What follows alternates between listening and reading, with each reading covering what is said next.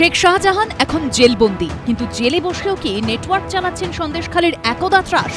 বহিষ্কৃত তৃণমূল নেতার খাসতালুক সন্দেশখালীতে বিপুল পরিমাণ অস্ত্র উদ্ধারের ঘটনায় ফের উঠছে এই প্রশ্ন।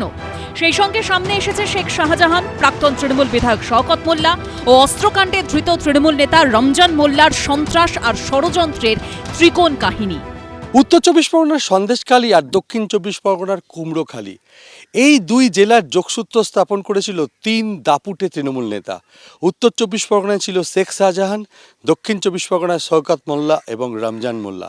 তারাই মূলত বিভিন্ন জায়গা থেকে অস্ত্র সংগ্রহ করে জেলার বিভিন্ন জায়গায় অস্ত্র মজুত করত।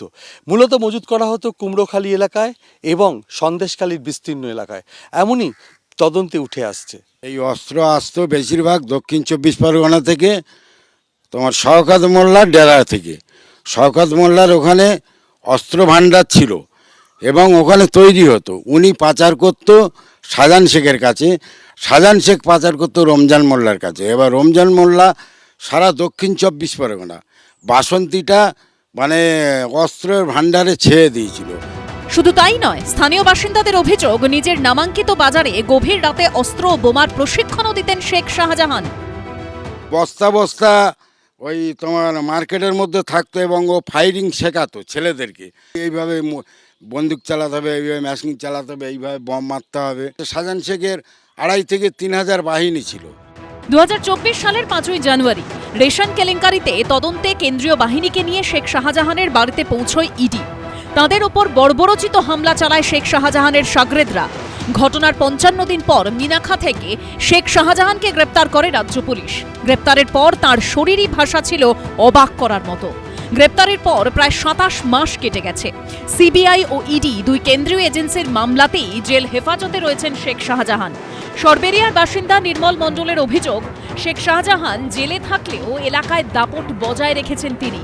এমনকি জেলে বসে তাঁকেও হুমকি দেন শাহজাহান। 2024 সালের 29শে ফেব্রুয়ারি ইডির উপর হামলার ঘটনার 55 দিন পর গ্রেপ্তার হয় শেখ শাহজাহান। শেখ শাহজাহান গ্রেপ্তার হওয়ার পর বেশ কিছুটা সময় কেটে গেছে, কিন্তু সন্দেশখালীর আনাচে কানাচে এখনও প্রচুর অস্ত্র মজুত রয়েছে, এমনটাই দাবি এলাকার বাসিন্দাদের। গতকাল বেশ কিছু জায়গায় তল্লাশি চালিয়ে এসটিএফ অস্ত্র উদ্ধার করেছে, কিন্তু এলাকার বাসিন্দারা বলছে এটা সামান্য মাত্র। আরও প্রচুর অস্ত্র মাটির নিচে লুকিয়ে রেখেছেন শেখ শাহজাহান, এমনটাই দাবি স্থানীয়দের। শাহজাহান হুমকি দিয়েছিল, এই তোর ভাইকে রবীন মণ্ডলকে সাবধান থাকতে বল, কেটে কুচিয়ে দেবো জেল থেকে, সেন্ট্রাল জেল থেকে। আর তোরে কেটে কুচিয়ে দেবো, তোর ঘর বাড়ি উড়িয়ে দেবো, তোর কত মানে যে 40-42 জন ফ্যামিলি আছে, একটা কেউ থাকবে না, সব নিষ্পত্তি। কেন হুমকি দিয়েছিল? হুমকি দিয়েছিল ওই জায়গার ব্যাপারে। আমি কেস করেছিলাম, আমার জায়গা দোকান জোর করে নিয়ে নিল, ভাঙচুর করলো।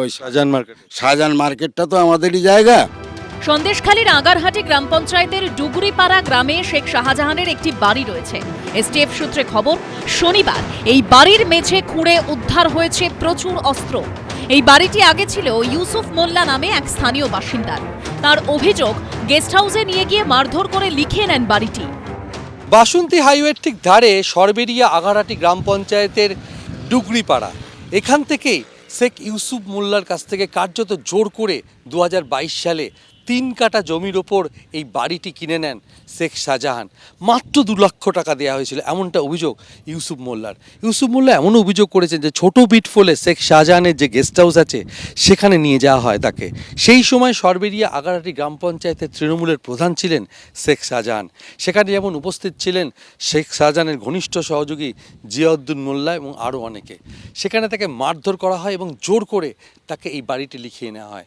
বাজারে দোকান ছিল, দোকানে ওখানে 2 লাখ টাকা আগে দেওয়া ছিল। লোকে সালামি দিতে 2 লাখ টাকা দিয়েছিলাম। 2 লাখ টাকা দেওয়ার পরে অস্বীকার করেছে যে আমার টাকা দেয়নি, সেই হিসেবে জায়গা নিয়েছে। 10-15 লাখ টাকার সম্পত্তি ছিল। হ্যাঁ, মারধর করেছে, প্রকাশ্যে রাস্তার উপরে মেরেছে, গেস্ট হাউসে ডেকে। শাহজাহানের পর গ্রেপ্তার হয়েছেন শওকত ও রমজান। স্বস্তিতে এলাকার বাসিন্দারা। এদিন আদালতে এসটিএফ এর দাবি, এলাকায় আরও অস্ত্র মজুত থাকতে পারে, তাই চালানো হবে তল্লাশি। সমীরণ পালের রিপোর্ট, এবিপি আনন্দ, উত্তর চব্বিশ পরগনা। এবিপি আনন্দ, এগিয়ে থাকে, এগিয়ে রাখে।